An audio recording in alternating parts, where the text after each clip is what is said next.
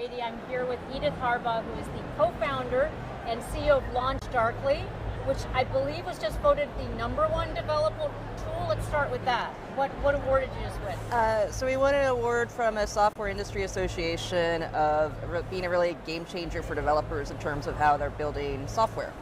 So what exactly do you do? So LaunchDarkly is a feature management platform. So we help 3,000 customers worldwide deliver, measure, and control their own software. So we have customers like IBM, Intuit, Hawaiian Airlines, who all use us to deliver software to their own customers. So give me some sense as to the environment right now is very difficult for a lot of your clients. Are you seeing any shifts in terms of spending or where the interest lies? I think the biggest shift has just been more and more digital transformation, which has only accelerated. You can't rely on people being able to go into a bank branch. If you're a beauty store, you can't rely on people going in to purchase stuff in person. And we also have a lot of fast food chains, which if you've gone to any of them lately are more and more digital than ever. Like I know. The old people lists. It's almost like when you go to Asia and you just almost take it yourself. Well, but in a good way. Like you can look at an app and see, what's on the menu. If something is sold out, or if they have some special promotion. You could do that before you even go to the store, and then get your food instantly. And it's a win-win for both the patron as well as the restaurant.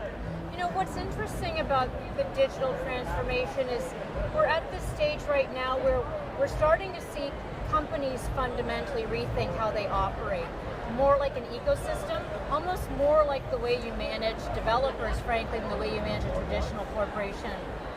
What have you found, since this is your audience, these are the people that gravitate toward your prize? Any thoughts in terms of what leadership looks like in this environment? Yeah. One of LaunchDarkly's core values is learn and grow.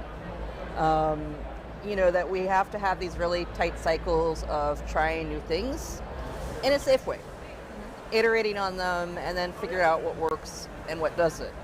Where I see companies get into trouble is when they say the way that we ran the company 15, 20, 30 years ago, with everybody coming into a cubicle every day, and that doesn't work anymore. Yeah.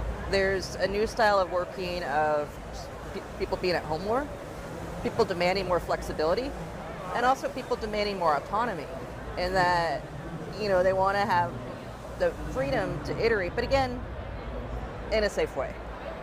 How do you grow with that community? Because it's not a community where if the CEO says so, you pick up the tool, right? And we have many examples in history of superior technology that didn't resonate, didn't have traction with developers. What do you think has been some of the keys for you of how you win the hearts, minds, and wallets of this group? Yeah, that's a great question because, we have over 3,000 customers worldwide.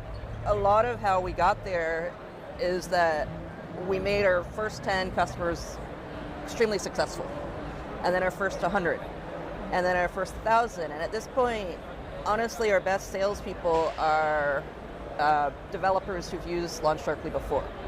Who's your main competition, to give us some context? Well, developers switch jobs about every 18 months. Yeah. And if they go to a company that does not have LaunchDarkly, they demand it. They say, I need this to do my job.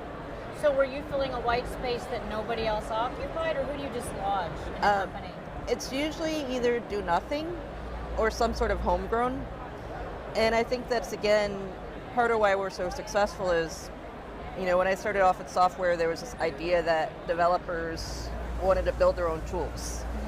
And to me, that's like saying, hey, if you're a carpenter and you're building a house, you have to provide your own hammer and your own, Yeah. It's not the tools, it's the end product that they want, right? Yeah, so developers are demanding better tools.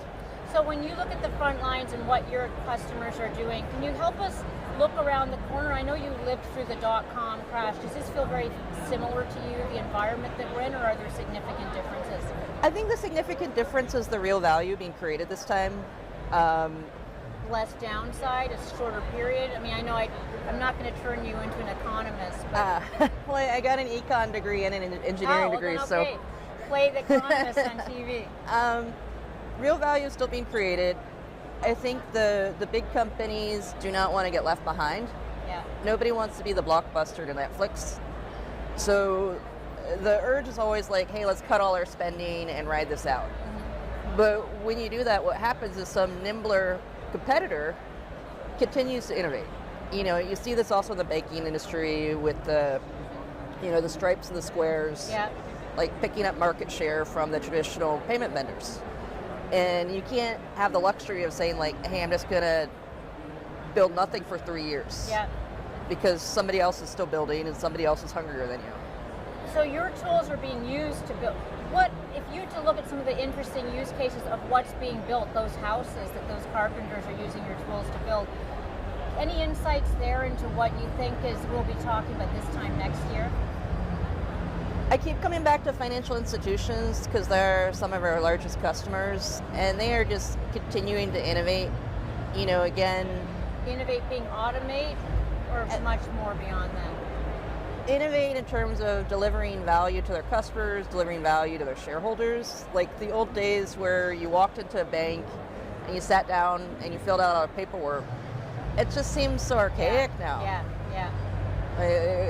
Like you try to describe that to somebody, they're like, what? Yeah. Anything else you'd want to say in terms of how to feed a unicorn? If that's a topic that you're talking about, how does one feed a unicorn? What are the pain points right now for you as a company? Well, so we got valued at $3 billion USD last year. Congratulations, unicorn. But how we got there was by delighting our customers.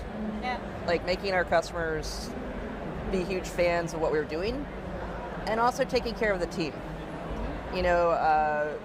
We do regular surveys with the team in terms of their engagement with the company. We also did a major refresh of our company values. We started 8 years ago, and it was time to really take a hard look at our... What changed? Some we kept verbatim, like learn and grow. One we added was work impactfully, work sustainably. We still have our original 2 engineers that joined us 7 years ago. Wow. Which makes me super happy. Yeah. But if you're building an enduring company, you have to put your foot on the gas, but make sure that everybody is along for the ride. So, final question with regard to the wind. Some people feel the wind's at their back, some it's in their face right now with the economy. Where do you feel right now? Do you feel like, have you been slowed at all by the conditions that are taking place around us, from inflation, Ukraine, you name it? I think people want to keep innovating. I think there is a lot going on in the world, and you have to be cognizant of that, and that taking care of the team and making sure that they feel supported. Great. Thank you very much for speaking with us. Thanks for speaking with us.